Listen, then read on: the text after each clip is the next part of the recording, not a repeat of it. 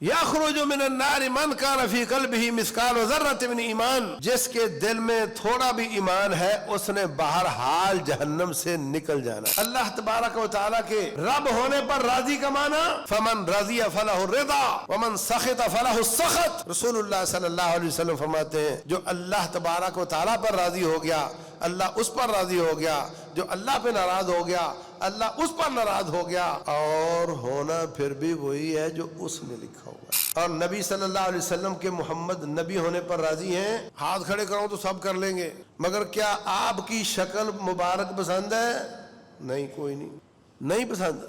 जिस दिन शेव ना करे उस दिन शर्मिंदा होता है। ऑफिस में उसकी जस्टिफिकेशन कर रहा होता है, और यार आज थोड़ा वो घर वाली ठीक नहीं थी तो मैं मसरूफ हो गया, तो मैं इसलिए नहीं छील सका। शक्ल भी, अकल भी, लिबास भी, इक्तिसाद भी, लैल भी, नहार भी, गमी भी, खुशी भी तुम्हें रसूलुल्लाह सल्लल्लाहु अलैहि वसल्लम वाली पसंद है। अल्लाह के रब होने पर राजी है, नबी मोहम्मद सल्लल्लाहु अलैहि वसल्लम के नबी होने पर राजी है, रब के दीन होने पर राजी है, तो फिर खुश हो जा, अल्लाह भी तुझ पे राजी है और तुझे अपने मेहमान खाना जन्नत में जगह देगा।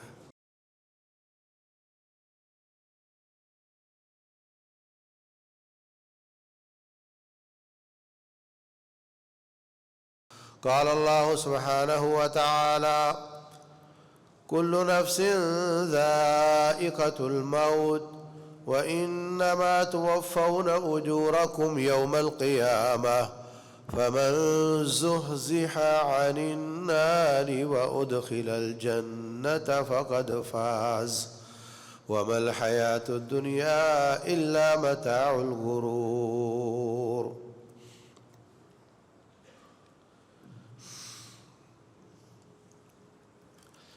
मोहतरम सामीन और सामियात, हम इस जहान में आर्जी तौर पर आए हैं। इस जहान से चले जाना कोई ख़बर नहीं, बल्कि रूटीन है। आए हैं और जाना है। कुछ लोग यहाँ से जाएंगे और जाते हैं और जा चुके हैं अल्लाह ताला का गज़ब लेकर, अल्लाह ताला की नाराज़गी लेकर।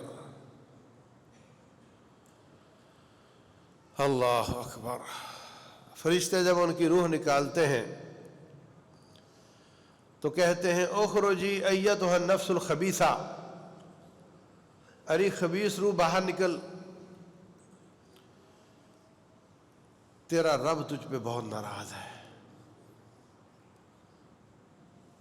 और जो यहाँ से अल्लाह की खुशनुदी लेकर जाते हैं उनको फरिश्ते कहते हैं उखरुजी अय्यतुहा नफ्सुल मुतमइन्ना इला जन्नतिन व रिदवान व रब्बिन गैरि गज़बान औ कमा क़ाल अलैहि सलातु वस्सलाम। अल्लाह तबारक व तआला की खुशनुदी की तरफ निकल, तेरा रब तुझ पे बड़ा खुश है। फिर उसकी रूह को, दोनों की रूह को आसमान की तरफ ले जाया जाता है। आसमान का दरबान पूछता है कौन आया है? कहा फलां बिन फलां है। वो कहते हैं कि इसको ऊपर आने की इजाज़त नहीं। ला तुफ़त्तहु लहुम अबवाबुस समा, इनके लिए आसमान के दरवाजे नहीं खोले जाते। वला यदखुलूनल जन्ना, ना ये जन्नत में जा सकते हैं। हत्ता यलिजल जमल फी सम्मिल खियात, यहाँ तक कि ऊँट सुई के सुराख से गुजर जाए। ना उसने गुजरना है और ना इसने जन्नत में जाना है। और जो नेक रूह होती है उसके लिए दरबान पूछता है तो वो कहते हैं फलां बिन फलां आया है। वो कहते हैं कि बिल्कुल इसके लिए इजाज़त है, उसके लिए जन्नत के, उसके लिए आसमान के दरवाज़े खोले जाते हैं। वो आला इल्लियीन में चली जाती है। कब्र में जब पूछता जाता है तो फरिश्ते कहते हैं हमें यही तवक्को थी कि तूने कोई जवाब नहीं देना। नेक आदमी से कहते हैं हमें यही तवक्को थी कि तूने जवाब सही देना है।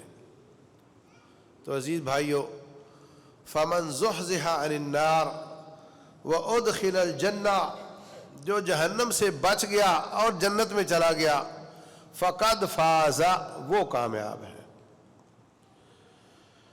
دوڑ لگتی ہے، نوجوان دوڑ رہے ہوتے ہیں، پہلا چکر، دوسرا چکر، تیسرا چکر، کوئی پیچھے رہ جاتا ہے، پھر آگے چلا جاتا ہے، کوئی آگے ہوتا ہے وہ پیچھے چلا جاتا ہے، یہ سب چلتا رہتا ہے، مگر کامیاب وہ ہوتا ہے جو آخری چکر میں سب سے آگے ہو۔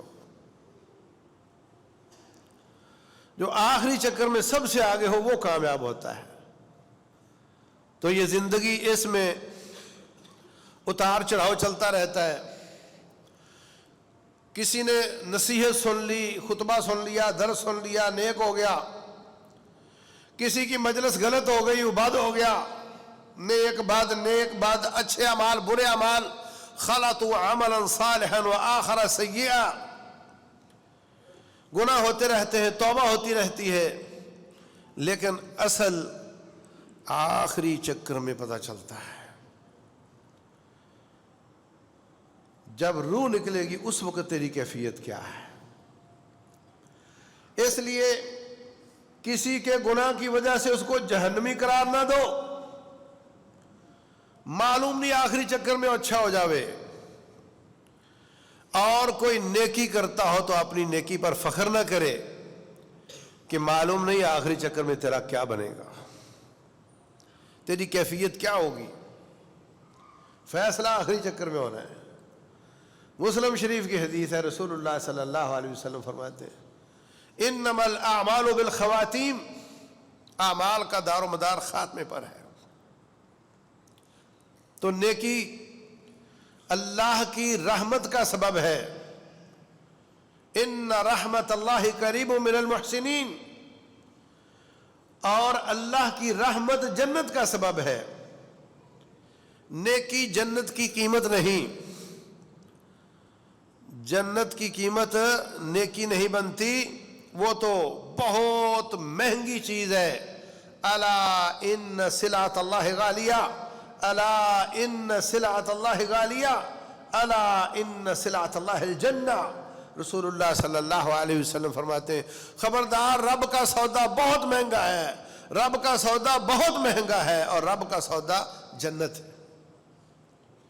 ہمارے اعمال اس کی قیمت نہیں، بلکہ یہ ایک منت ہے، ایک کوشش ہے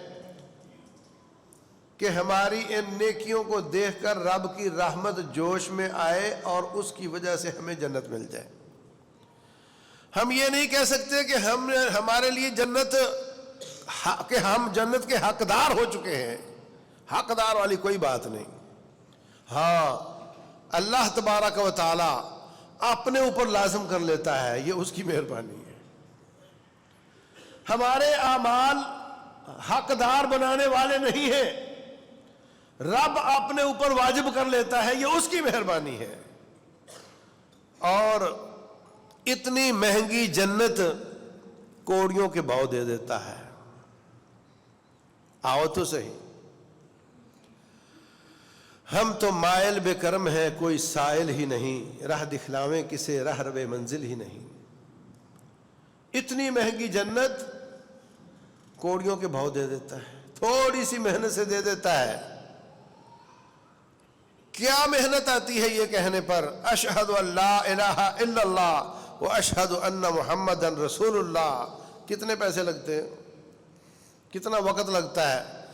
اگر دل کے ساتھ یہ بات کرے، دل کی گہرائی سے یہ بات کرے، صدق دل کے ساتھ یہ کلمہ پڑھے، وجبت لہ الجنہ، رسول اللہ صلی اللہ علیہ وسلم فرماتے ہیں اس کے لیے جنت واجب ہو جاتی۔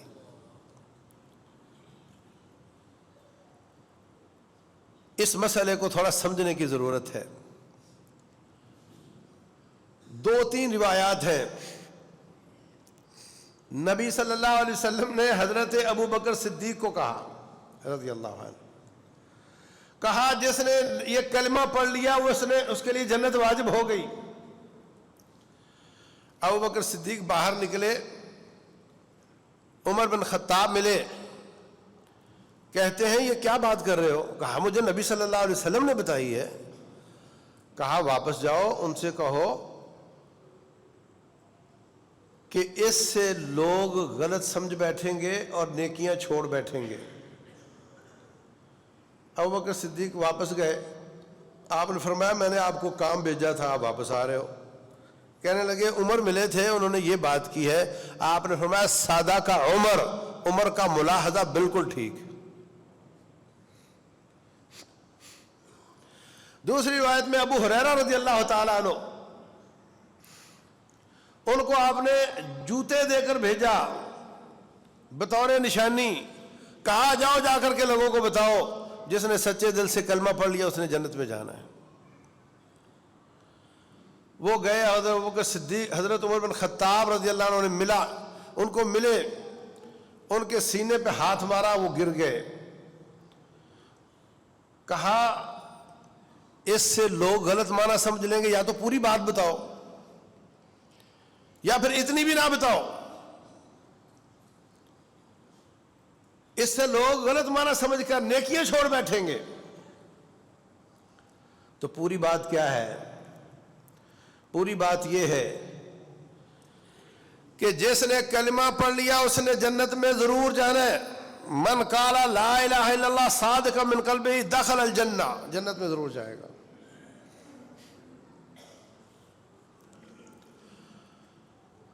اور ایک تیسری روایت ابو ذر غفاری رضی اللہ عنہ کی بھی سن لو۔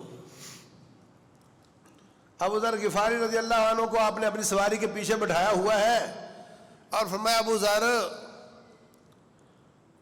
جس نے سچے دل سے کلمہ پڑھ لیا اس نے جنت میں ضرور جانا ہے۔ کہنے لگے الا ما کان من العمل، عمل جیسا بھی ہو۔ ابو ذر غفاری کہتے ہیں حضرت اگر چور بدکار ہوا تو پھر بھی جائے گا۔ کہتے ہیں حضرت میں کہہ رہا ہوں چور بدکار ہوا تو؟ فرمایا پھر بھی جائے گا۔ کہتے ہیں میں سمجھا نہیں سک رہا، اگر اس نے چوری کی ہو بدکاری کی ہو، فرمایا تیری ناک کو مٹی میں ملا کر کے جنت میں اس نے پھر بھی جانا ہے۔ تو بھائیوں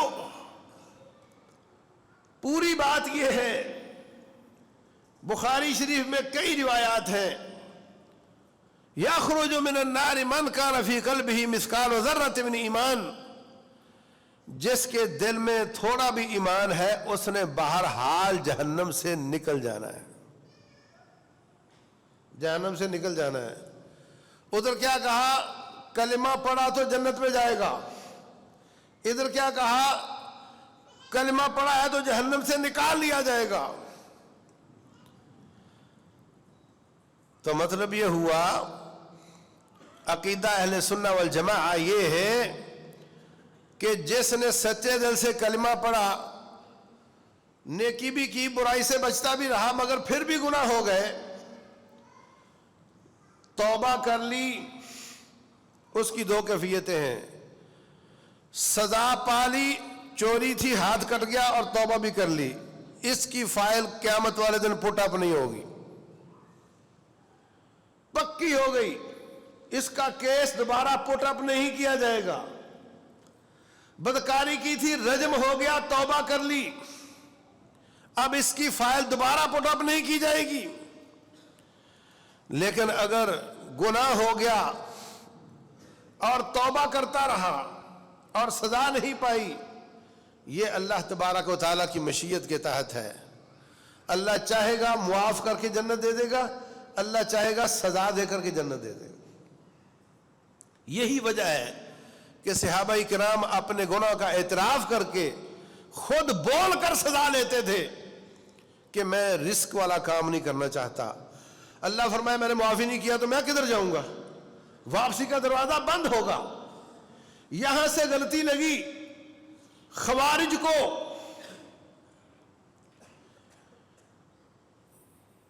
انہوں نے یہ سمجھا کہ ساری نیکیاں کرنا ایمان ہے، سارے گناہوں سے بچنا ایمان ہے، اگر وہ گناہ گار ہے، گناہ کرتا ہے، کبیرہ گناہ کرتا ہے، وہ ہمیشہ آگ میں رہے گا، کبھی نہیں نکالا جائے گا۔ اور یہاں سے غلطی لگی مرجئہ کو، جنہوں نے کہا کہ ایمان آ گیا، ایک دفعہ کلمہ پڑھ لیا، اب نیکی نہ بھی کی تو گزارا ہو جائے گا، برائی بھی کرتا رہا تب بھی کوئی فرق نہیں پڑتا۔ یہ دونوں اینڈ ہیں، بیچ کا راستہ وسطیت۔ اہل سنہ کا عقیدہ ہے کہ کبیرہ گناہ والے اللہ کی مشیت کے تحت ہیں، اللہ چاہے گا معاف کر کے جنت دے دے گا، اللہ چاہے گا سزا دے کر جنت دے دے گا، لیکن جس نے کلمہ سچے دل سے پڑھا ہے اور اس کلمے کی اپنی فعل یا قول سے نفی نہیں کی، وہ جنت میں ضرور جائے گا۔ ایک آدمی پرچہ بڑا اچھا لکھتا ہے، پیپر لکھتا ہے، بڑا اچھے جواب لکھتا ہے، پکڑانے سے پہلے کراس لگا دیتا ہے، فیل ہو گیا۔ اگر وہ کراس نہ لگاتا وہ بہت اچھے نمبر لے سکتا تھا، مگر اس نے کراس لگا دیا۔ ایسے کوئی شخص کلمہ پڑھتا ہے، توحید کا اقرار کرتا ہے، اور اس کے بعد پھر یا فلاں مدد یا فلاں مدد اپنے قول یا عمل سے اس پر کراس لگا دیتا ہے، اس کے کلمے کا کوئی اعتبار نہیں، آخری حالت کا اعتبار ہوگا۔ آخر میں کراس لگا دیا تو گیا، آخر میں کلمہ پڑھ لیا تو بچ جائے گا۔ تو میرے عزیز بھائیوں،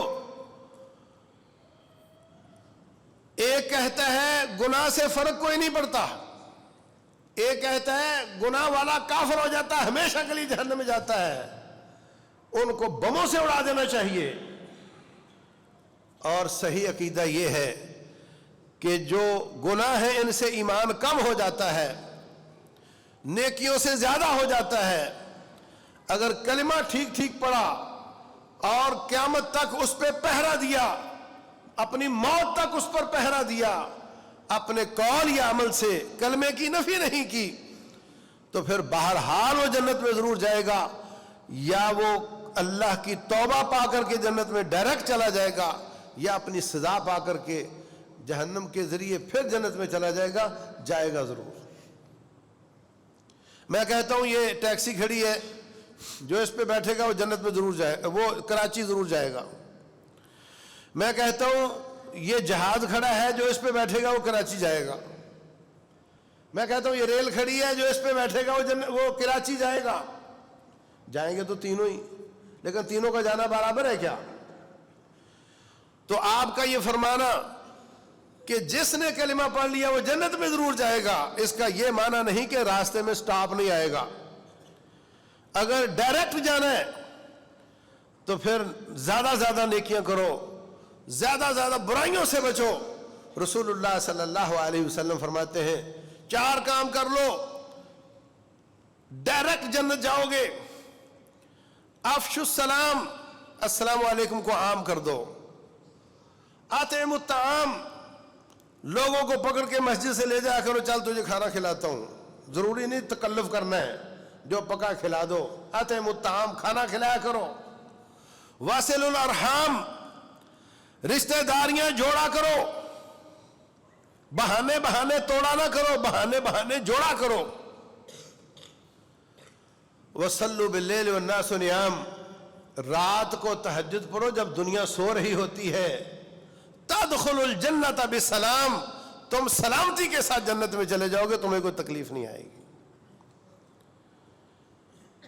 تو توحید ایسی نعمت ہے جو جنت کو واجب کر دیتی ہے۔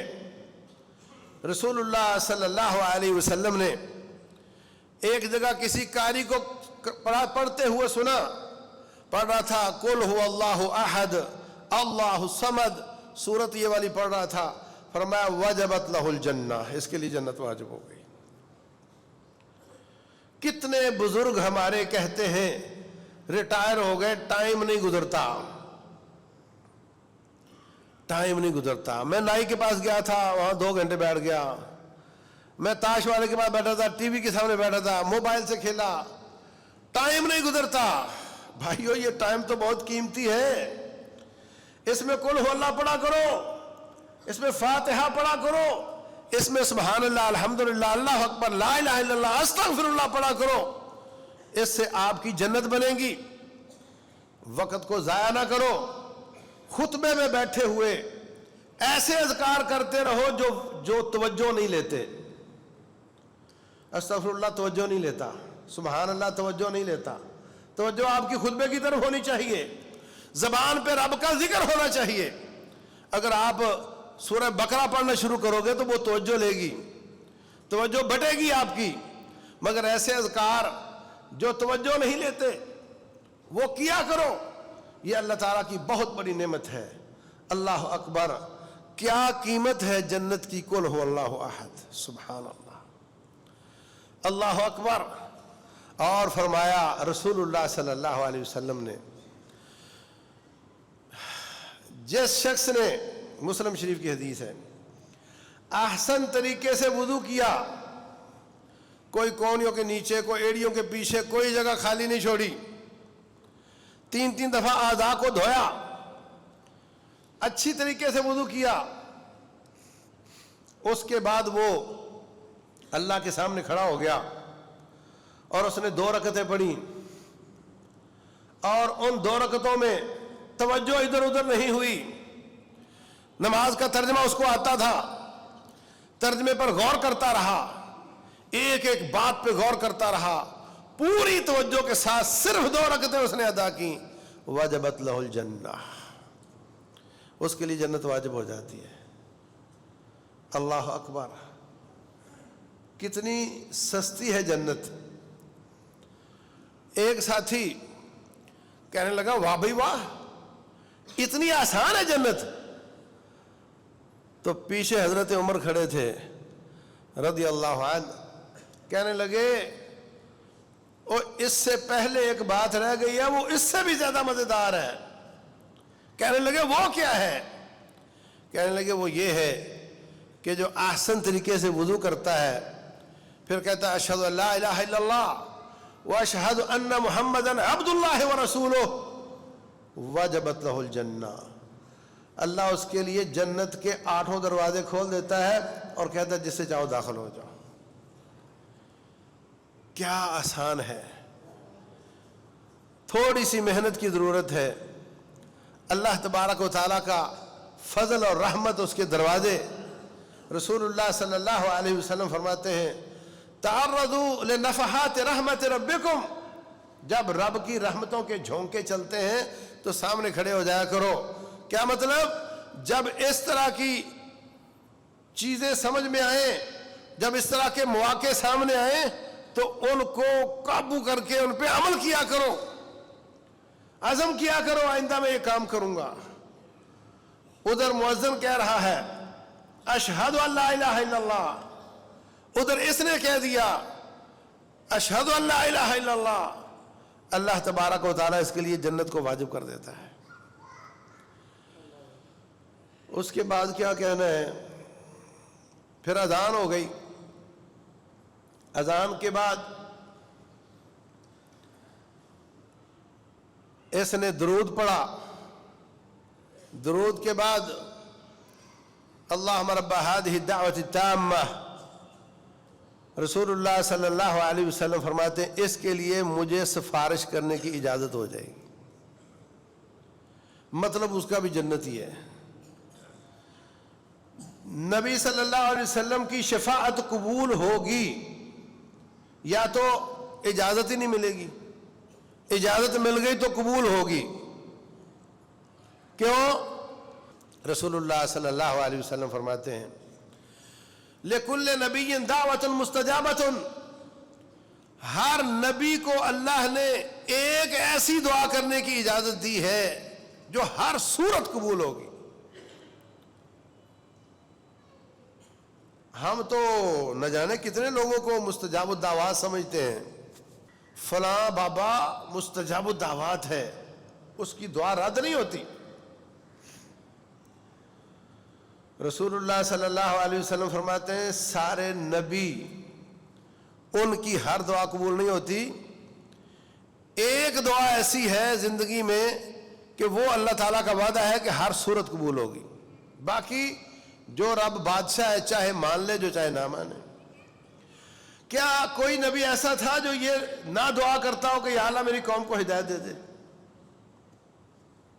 ہاں، تو کیا سارے نبیوں کی قوموں کو ہدایت ملی تھی؟ ایک دعا وہ ہر صورت قبول ہوگی. جب نوح علیہ السلام کی قوم نے بہت پریشان کیا، انہوں نے دعا کر دی رب لا تذر علی الارض من الکافرین دیارا. یا اللہ میرا خیال تھا کہ یہ نہیں تو ان کی اولاد صحیح، وہ نہیں تو ان کی اولاد صحیح، 9.5 صدیاں میں نے ان کو چیک کر لیا ہے، ولا یلدوا الا فاجرا کفارا، ان کی اولادیں بھی سب نافرمان ہی آتی ہیں، اس لیے اب ان کو تباہ و برباد کرتے ہیں، ان تلوں میں تیل نہیں. اللہ تبارک و تعالیٰ نے ان کو تباہ و برباد کر دیا. لوط علیہ السلام، ہود علیہ السلام، صالح علیہ السلام، تمام انبیاء چھپا کے رکھی ہوئی ہے. شفاعۃ لامتی، میں اس دعا کے ذریعے اللہ تعالیٰ سے امت کی سفارش کروں گا. اس لیے ہمارے نبی صلی اللہ علیہ وسلم کی شفاعت ہر صورت قبول ہوگی، یہ رب کا وعدہ ہے.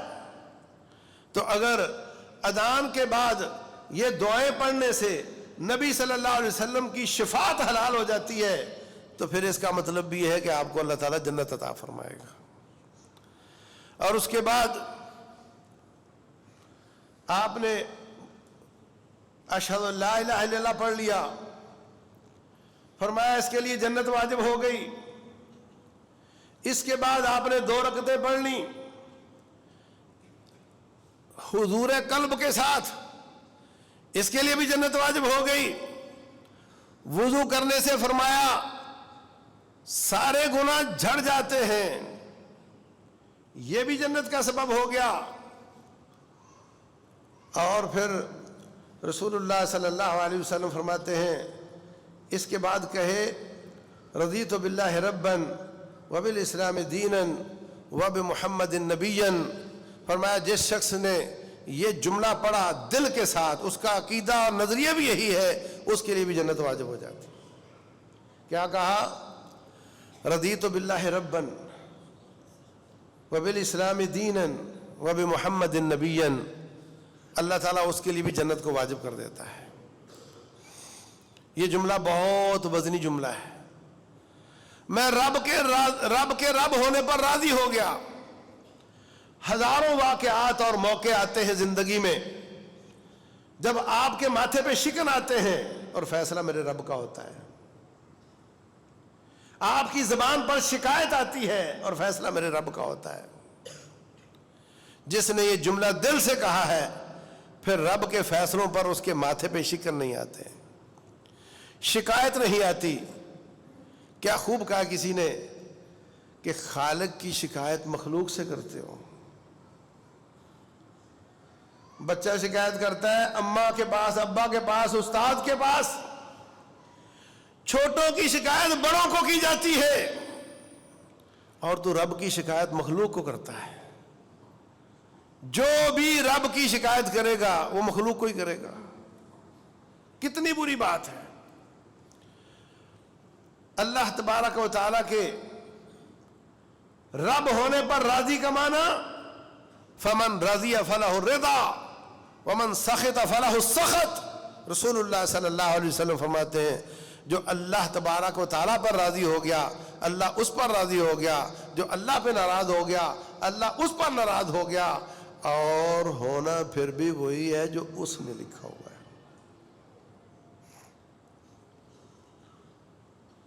تیرے ناراض ہونے سے کچھ نہیں ہوگا، کچھ بدلے گا نہیں.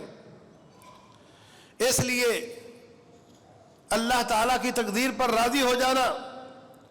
رضیت باللہ ربا وبالاسلام دینا. اسلام پر راضی کیسے ہونا ہے؟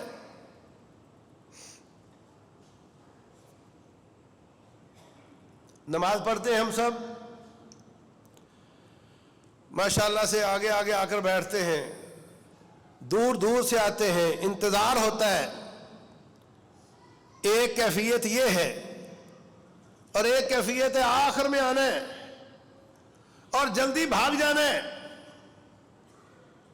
یہ مجبوراً پڑھ رہا ہے، اللہ ماشاء اللہ مجبوراً پڑھ رہا ہے۔ اذان ہوتی ہے، ایک شخص خوش ہو جاتا ہے، اذان ہوئی یار چلتے ہیں مسجد میں، رب کو ملتے ہیں جا کر۔ دوسرا ایک لمحے کے لیے کراہت کرتا ہے، یار پھر اذان ہو گئی، میں نے ابھی کمایا ہی کیا ہے، میں نے ابھی کیا ہی کیا ہے، پھر اذان ہو گئی ہے۔ نماز یہ بھی پڑھتا ہے، اگر یہ نماز نہیں پڑھتا تو اس کو کیا فکر اذان کی۔ اسلام کے دین ہونے پر راضی ہونے کا معنی یہ کہ آپ رب کے تمام فیصلے، رب کے تمام احکام شریعت اسلامیہ کے اس پر ذرا برابر بھی ماتھے پہ شکن نہ لاؤ اور اس کو دل سے قبول کرو، نہ زبان سے کوئی اعتراض، نہ ایسا جملہ کہ مولوی صاحب کو تو اذان کے سوا کام ہی کوئی نہیں ہے، ہمیں ہزار کام ہے، بلکہ دل سے خوش ہو جائے۔ رب کی شریعت پر کتنی عورتوں کو پردہ پسند نہیں ہے، کتنے مردوں کو پردہ پسند نہیں ہے وہ مسلمان، کتنے لوگوں کو سود کی کئی شکلیں پسند ہیں، رب کو پسند نہیں ہے، کتنے لوگوں کو جوئے کی کئی شکلیں پسند ہیں، اللہ کو پسند نہیں ہے۔ وَبِالْإِسْلَامِ دِينًا کا معنی رب ذوالجلال کے دین کے ہر پہلو پر دل سے راضی ہو جائے اور اس کو اپنے لیے نعمت سمجھے۔ اکملت لکم دینکم واتممت علیکم نعمتی ورضیت لکم الاسلام دینا، میں تمہارے لیے دین پر راضی ہوں، اگر تو بھی اس پہ دین پر راضی ہے تو اللہ تیرے لیے جنت کو واجب کر دیتا ہے۔ اللہ اکبر۔ اور نبی صلی اللہ علیہ وسلم کے محمد نبی ہونے پر راضی ہیں؟ ہاتھ کھڑے کروں تو سب کر لیں گے، مگر کیا آپ کی شکل مبارک پسند ہے؟ نہیں، کوئی نہیں پسند۔ جس دن شیو نہ کرے اس دن شرمندہ ہوتا ہے، آفس میں اس کی جسٹیفیکیشن کر رہا ہوتا ہے، یار آج تھوڑا وہ گھر والی ٹھیک نہیں تھی تو میں مصروف ہو گیا، تو میں اس لیے نہیں چھیل سکا۔ شکل بھی، عقل بھی، لباس بھی، اقتصاد بھی، لیل بھی، نہار بھی، غمی بھی، خوشی بھی، تمہیں رسول اللہ صلی اللہ علیہ وسلم والی پسند ہے، اللہ کے رب ہونے پہ راضی ہے، نبی محمد صلی اللہ علیہ وسلم کے نبی ہونے پر راضی ہے، رب کے دین ہونے پر راضی ہے، تو پھر خوش ہو جا، اللہ بھی تجھ پہ راضی ہے اور تجھے اپنے مہمان خانہ جنت میں جگہ دے گا۔ اللہ اکبر۔ اور فرمایا رسول اللہ صلی اللہ علیہ وسلم نے، من قاتل فی سبیل اللہ فواق ناقۃ وجبت لہ الجنہ، جو اللہ تبارک و تعالیٰ کے راستے میں اونٹنی کا دودھ دوہنے کے بیچ میں جو وقفہ ہوتا ہے آدھے پون گھنٹے کا، اتنا قدر رب کے راستے میں قتال کر لیتا ہے، اللہ تعالیٰ اس کے لیے جنت کو واجب کر دیتا ہے۔ وجبت لہ الجنہ۔ رسول اللہ صلی اللہ علیہ وسلم فرماتے ہیں، ان للہ مئۃ درجہ اعدہ اللہ للمجاہدین فی سبیل اللہ، اللہ تعالیٰ نے 100 منزلہ ٹاور تیار کیا ہے، 100 منزلہ جنت تیار کی ہے، جس کی ہر منزل کا فاصلہ زمین آسمان کا فاصلہ ہے، اور وہ اس کے لیے ہے جو اللہ کے راستے میں جہاد کرتا ہے۔ شہید ہونے والا کا درجہ اس سے بھی اوپر ہے، یہ جو بچ کر آ گیا اس کا مرتبہ ہے۔ اللہ اکبر۔ تو میرے عزیز بھائیوں، یہ وہ اعمال ہیں اور بھی ہیں جو میں ذکر نہیں کر پایا، جو ان پر عمل کرے گا رب ذوالجلال اس کو جنتوں کا وارث بنائے گا، جو ان پر عمل کرے گا اللہ جنتوں کا وارث بنائے گا۔ رسول اللہ صلی اللہ علیہ وسلم فرماتے ہیں، جو 5 نمازوں کا خیال کرتا ہے، ان کے وضو کا، یہ لفظ ہے حدیث کے، ان کے وضو کا، ان کے اوقات کا کھلواڑ نہیں کرتا، ایسے تھوڑی سی بادل نظر آیا تو نماز پہلے پڑھ لو وقت سے، وقت پر نماز پڑھتا ہے۔ پوچھا گیا کون سا عمل افضل ہے؟ فرمایا الصلاۃ لوقتہا، وقت پر نماز پڑھنا۔ ان کے اوقات کا خیال کرتا ہے، ان کے وضو کا خیال کرتا ہے، ان کے رکوع اور سجدے کا خیال کرتا ہے۔ دوڑ دوڑ کے نماز نہیں پڑھتا، تیز تیز نہیں پڑھتا۔ فرمایا اس کے لیے اللہ تعالیٰ جنت کو واجب کر دیتا ہے۔ اور فرمایا رسول اللہ صلی اللہ علیہ وسلم نے جو ظہر سے پہلے 4 اور بعد میں بھی 4 رکعتیں پڑھے، اللہ تعالیٰ اس کے لیے جنت کو واجب کر دیتا ہے۔ 2 کر کے پڑھنی چاہیے، تمام سنتیں 2 کر کے پڑھنی چاہیے۔ فرمایا جو ظہر سے پہلے 4 اور بعد میں بھی 4 پڑھے، ایک روایت میں آتا ہے کہ جو 12 رکعتوں پر حفاظت کرتا ہے، جو دن رات میں 12 سنتیں پڑھتا ہے، اس کے لیے اللہ جنت میں گھر بنائے گا۔ وہ ہے ظہر سے پہلے 4، بعد میں 2، مغرب عشاء کے بعد 2 اور فجر سے پہلے 2۔ لیکن اس روایت میں ظہر کے بعد بھی 4 ہیں۔ فرمایا جو ظہر سے پہلے اور بعد میں 4 رکعتیں 4 پڑھتا ہے، اللہ تعالیٰ اس کے لیے جنت کو واجب کر دیتا ہے۔ کچھ لوگوں نے سنتوں کو، اللہ نے سنتیں بنایا، انہوں نے فرض بنا دیا۔ آپ کسی عام مسجد کے امام سے پوچھ لو یا کسی عام آدمی سے پوچھ لو کہ عشاء کی کتنی رکعتیں ہیں، کیا بتائے گا؟ اللہ تعالیٰ نے 4 فرض کی اور 13 مولوی صاحب نے۔ یہ طریقہ بھی شریعت سازی کا ہے، جائز نہیں۔ عام آدمی یا تو نماز پڑھتا ہی نہیں کہ کون پڑھے 17 رکعتیں، یا پڑھتا ہے تو وہ تیز تیز جان چھڑواتا ہے۔ اس سے بہتر تھا جو رب نے فرض کی اتنی پڑھ لیتا اور تسلی کے ساتھ پڑھ لیتا۔ ایک طریقہ ہے اللہ کی نفلوں کو فرض قرار دینا، اور دوسرا طریقہ ہے کہ فرضوں پہ گزارا کرنا اور سنتیں نہ پڑھنا۔ یہ نقصان کا طریقہ ہے۔ گاڑی میں 4 ٹائر پورے ہو، 5واں نہ ہو، اور سفر ہو کراچی کا، اور بچے ساتھ ہوں، جاؤ گے؟